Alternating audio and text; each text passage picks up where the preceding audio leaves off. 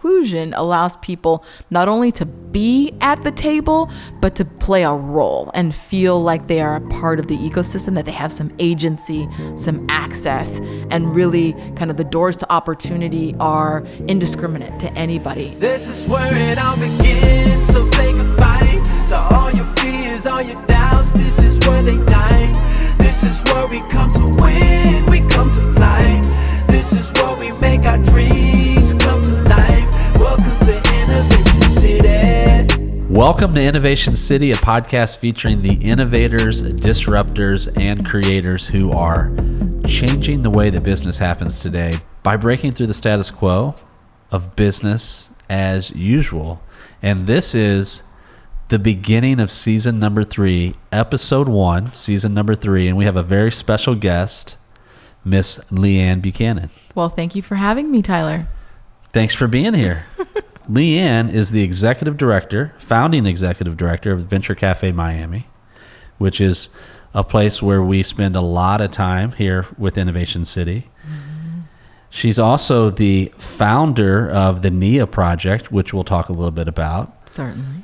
But I'm super excited about the ABA. I wanted to mention the ABA Justice Act because we got to do some stuff with you on that. And so that was really rewarding, like people coming together to solve like legal challenges and lots of other stuff that we'll get a chance to talk about. With very small print on my bio. Yes.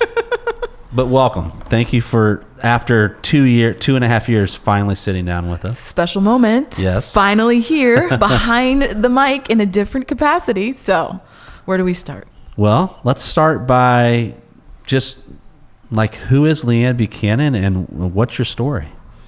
That is probably the most pretty existential open, right? question anybody's ever asked me. It's like rainy day car. I think, therefore I am.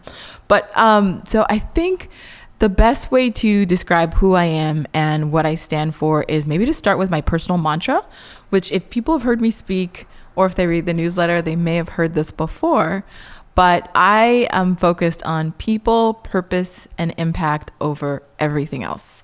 And I think that theme or mantra is probably the guiding line of connectivity between a lot of the things that I do, from my day job, running Venture Café, to my passion project, being the founder and leading the NIA Project, to other kind of initiatives that I find myself at the center of, like the ABA Justice Hack or other small things in Miami. Now, I want to go back a little bit because from, the executive director over here, like this nice foundation with NIA, like that's doing some amazing like work on the ground in the community, to the ABA, like how did you like, how do all these things meet together? So what I want to do is go back a little bit to, let's just call it Canada. I mean, we don't need to call it Canada. It is Canada. So you're Canadian. Purposely wearing red.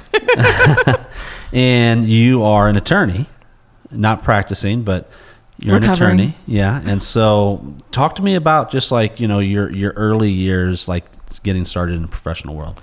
So I am originally from Canada, from Vancouver. 604 is our area code. And I came to the United States when I was 16. I was kind of a nerd, so I ended up finishing high school a little bit earlier than usual and started college when I was 16. So came down to Florida, went to an HBCU, Bethune-Cookman. And after I completed my studies at Bethune, I ended up going to University of Miami School of Law to study law. And so my early career was really right into the law. I practiced complex commercial litigation and white-collar defense, and I worked on really, really cool cases that were cross-border issues, a lot of Ponzi schemes, a lot of audit malpractice. And separate and apart from my day job as a lawyer, I got really involved with the American Bar Association, and that's the oldest and largest association of attorneys anywhere in the world, specifically focused on racial and ethnic justice issues.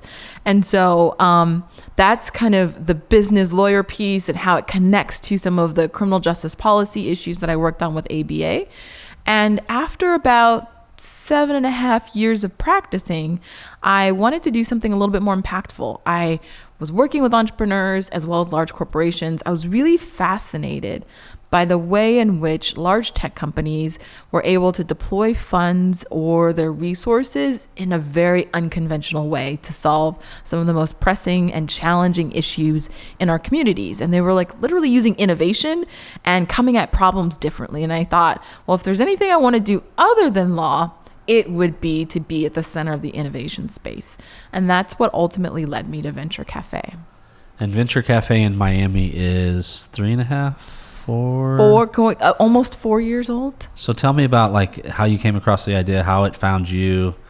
Tell me about those early days with Venture Café. So it kind of found me. I think a lot of Miamians would know Matt Hagman, who at the time was the program director at Knight Foundation. And Knight Foundation's primary focus in Miami is really around building up the entrepreneurship innovation infrastructure. So a lot of their investments over the past kind of 5-6 years have been into institutions that help grow the entrepreneurship and innovation and tech sector. And so Matt also is an attorney, which most people don't know. And I sat with Matt and said, hey, let's have lunch. I'm kind of like wanting to think through some career changes, and I wanted to get his advice. And so, and I knew he was really at the center of a lot of the tech and innovation happening in Miami.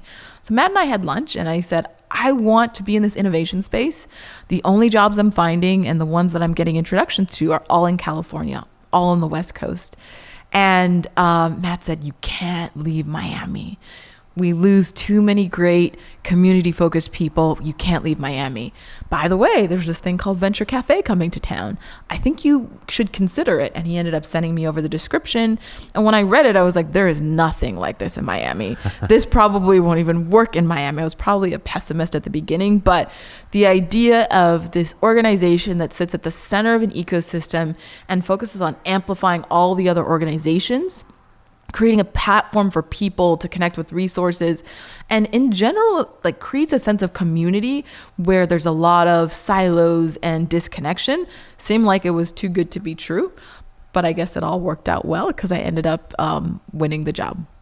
There you go. And it's interesting because when we look at from the outside looking in at just the innovation ecosystem, like the co-working network, in Miami, it's significant. I mean, you probably know the numbers, but it's every day seems like a new co-working. Yeah, at one point, space. I would say we've got co-working for days. At one point, we had the highest concentration of co-working spaces per capita in the country. And I think at the time it was, 59 co-working spaces, and that was 2 years ago. And I know we have more coming online. And so, yeah, there's a lot happening. There were a lot of events. There still are. And I think the interesting role that Venture Café plays is there's a lot of energy. There's a lot of movement. But how do we connect it all together for the benefit of entrepreneurs and the ecosystem as a whole? So I've always loved the idea that innovation is for everyone. A lot of times, you can walk to a co-working space and it's a specific type of person. Mm-hmm. But at Venture Café, it is a very diverse group of people all sharing, common aspirations. Yeah, I like to say that there's a couple things that we're bullish on, and inclusion is one of them. And we like to focus less on diversity, but more on inclusion, because we think that inclusion allows people not only to be at the table, but to play a role and feel like they are a part of the ecosystem, that they have some agency, some access, and really kind of the doors to opportunity are indiscriminate to anybody. And so the interesting thing about a Thursday gathering is you can see, a youth from Overtown, which is a real economically depressed but vibrant community, historically Black principally. You can have a youth from Overtown talking to an investor with $100 million fund. The two don't know their respective stories or experiences, but it's really interesting to see that intersection of varying degrees of socioeconomic status, varying degrees of venture stage, and then such diversity of different roles in the innovation ecosystem. I think that's where the magic happens. And, there's a lot of organizations that might be like in their mission statement and you can pay lip service to it. But when you walk in the doors of Venture Café on Thursday night, like you actually feel that inclusivity. Like how does that happen? How's that work? So I like to, my favorite quote, well, I have a lot of favorite quotes, but one of the ones that people often hear me repeat is Charlie Parker once said, if you don't live it, it won't come out of your horn. And so I think that's what leads our intentionality around inclusion. Inclusion and diversity doesn't always happen by accident. In fact, if you look at behavioral psychology, humans tend to attract they go towards where they feel comfortable. When you look at how the brain processes information, it naturally is going to process what's familiar because it's a lot easier to do. It's going to take the easiest kind of point. And so we understand a lot of the behavioral psychology that goes into how people connect. So we're really intentional. The first question that we ask ourselves is why? Why are we doing this? Because innovation is for everyone. And then we begin to reverse engineer from the aspiration and the vision of what we want to see to the how. Well, then how are we going to ensure that everybody's at the table? Then that brings us to the who is here and who is not here. And then that brings us to what do we need to do to connect differently with different populations that we want to make sure feel included and represented. And so a lot of what we do that seems like it happens so seamlessly and serendipitously on Thursday nights is actually hours of outreach, hours of partnership and relationship development, and a lot of hours on the whiteboard, really kind of looking at what the UX UI is of an experience in our ecosystem more broadly, and then how that plays out in the Thursday gathering and other programs. Another thing I love that you're doing is the NIA Project, which is, there's so much great stuff happening inside the walls of Café, but the NIA Project, it's like, okay, we're going to go outside of the building, outside of the corporate environment, and we're going to, help people in our community and give them experiences that they otherwise wouldn't have. Walk me through that. So I'm the founder of the NIA Project. I started the organization in 2014, and essentially NIA Project, our tagline is Travel Awakens Leaders. And so what we do is we provide experiential leadership fellowships for high school students that are high potential, but from low income backgrounds and that, come from a diverse racial and ethnic background. So we provide these fellowships that involve leadership training as well as travel-based experiences abroad. And we also provide access coaching to help them maximize their chances of getting into college and then acquiring scholarships. So in the last 6 years or so, we've served 57 high school fellows. 100% of them have gotten into college and 90+% have won scholarships. And those experiences then become an inflection point for really shifting the trajectory of their lives, not only because it changes where they can go for their post-secondary education, but it also provides this access to, you've interacted with the fellows. We have a high degree of kind of just personal touch where a day doesn't go by without myself or advisory committee members connecting with the fellows. And I like to think about it as just redistributing our social capital and creating opportunities and access points where historically kind of youth of color from underserved backgrounds don't have those pathways. And so what it looks like is, mentorship, getting them opportunities, helping them access scholarships, helping them strategize even, what they want to do in school and how they can develop mentors. And the most amazing thing, though, I would say, is the countries we go to. We've been to Indonesia, Ghana, Namibia, South Africa, and a quick stop in London, Costa Rica, and now, this upcoming summer, we're going to be going to Rwanda. Wow. And not only do you say Travel Awakens Leaders, but it's 6 years in, and you're starting to actually see some of these success stories are pretty amazing. Walk me through just like one. I know it's probably hard to just think about. There's one. so many. I hope people don't get jealous. But so we're 6 years in, and we're at the point where we're looking at how does this program extend beyond Miami, because impact doesn't always mean going wider in terms of numbers in your geographic market. We're looking at how to expand this nationally. And so St. Louis is in our sight lines. But, one story, it's hard to pick one story, but, I think about the quintessential fellow being Dwayne. So Dwayne came to us really early as like a rising, amazing 9th grader. And he was part of our 2017 fellowship, came to Namibia and South Africa, and has really grown up in the organization in the sense that he spent his entire high school career as a NIA fellow. So he's been able to have access to scholarship dollars to do special debate camps at universities across the country, has done college prep programs at USC. He also has been able to serve as a mentor to other fellows, and he's participated in our access coaching, which is how to get him into college. And so now Dwayne, who will graduate, is going to Hamilton College on a full scholarship. And he also serves as an ambassador for NIA Project and really helping connect our story and connect the experience more authentically to our supporters and funders. And his perspective has changed. I remember Dwayne was brilliant when I met him, but the depth of how he's able to understand complex concepts like privilege, like educational and economic equity, like the role that mental health plays in advocacy, even at the youth level, and his level of involvement, just in the community has been outstanding. And then I think the second quick one that I would share is Shanice Lee, who is a 2019 fellow, came to us from the Indonesia fellowship last year. And Shanice is just a superstar in her own right. She's the founder of the Melanin Diary, which is a platform for youth of color, Black youth, to share their stories about social activism. She's working on a documentary. She's written a book called A Young Revolutionary's Guide to kind of social justice. And she also was awarded by BET as a Black Girls Rock awardee. So national recognition for our NIA fellows. So Leigh-Ann, ABA Justice Hack, Venture Café Miami, NIA Project. Is there anything else? I mean, I've got some other projects in the pike, but I'll keep those quiet for now. For now. So tell me, each of these organizations, there are 3 separate ways to get in touch and to reach out and to volunteer and to help. So walk me through each one. Like, how can somebody get involved? How can they reach out? Where can they find these organizations online? So I always say, for Venture Café, the 2 best ways to get in touch with Venture Café, and by extension me, are venturecafemiami.org or on Instagram or social media at Venture Café Miami. For NIA Project, our website, www.niaproject.org or at NIA Project.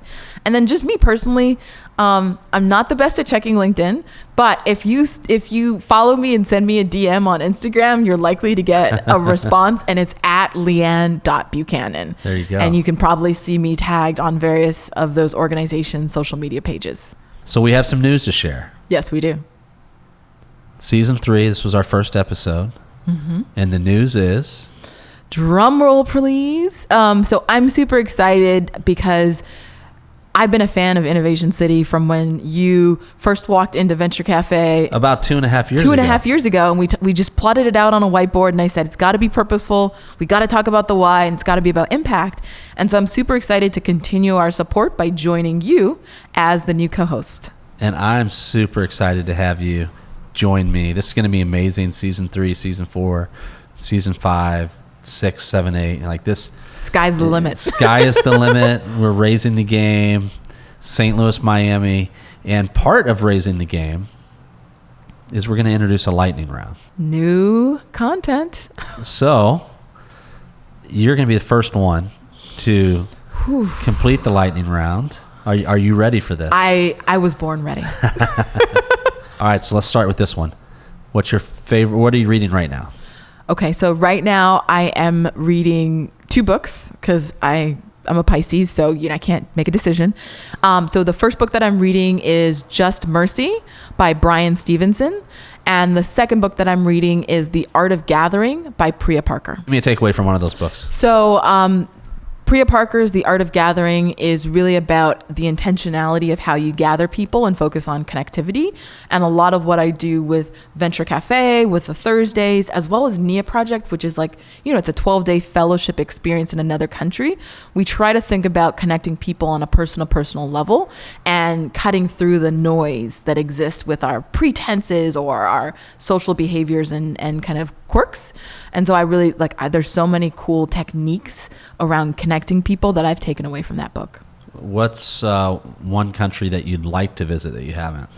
So I've been to over 40 countries at this point, and I just renewed my global entry, so I had to put them all down. So one country that I'd like to visit that I have not yet is Peru, because I really want to go visit Machu Picchu, and so I'm looking forward to doing that hopefully soon. What's the first thing you do in the morning? So I have what's called a mental, spiritual, and physical cadence that I follow pretty much every morning. So the first thing I do is I get up and I say my prayers and be thankful and start to reflect on, what insights I can have to make my experience in the world a better one for the day. All right. And what is one thing that you do too much of? I mean, right now, I'll be honest, Instagram. And it's not even that I post a lot, because people that follow me know I rarely post, but just being on Instagram, those stories get me every single time. All right, final question. What, if you could pick one thing, what's your superpower? So I would say that my superpower is connection. And I always ask that question, so I've thought about it. A little bit of a cheat. But I'd say my superpower is connection, not just between people. Oftentimes when I meet people, I'm like, I can think automatically 3 or 4 or 5 people that I should connect them to. But the other thing is concepts. So I often will create frameworks. I'm often in front of the whiteboard, really distilling very complex ideas into simple frameworks. And so I think that is part of that superpower of connecting different ideas and just distilling them to make them simple. And that, my friends, is the first lightning round Yay! Of our new season, our new format, with our new co-host, Miss Leigh-Ann Buchanan. Well, thank you for having me, and I'm excited to be on the other side of the mic for the rest of the season and Let's the next. Let's do it. Awesome. Thanks, guys. See you soon. Thank you for listening to Innovation City. If you like this episode, you can find more episodes at innovationcity.co or anywhere where you watch or listen to podcasts. Please subscribe, rate, and review, and we'll see you next week. This is where it all begins, so say goodbye to all your fears, all your doubts. This is where they die. This is where we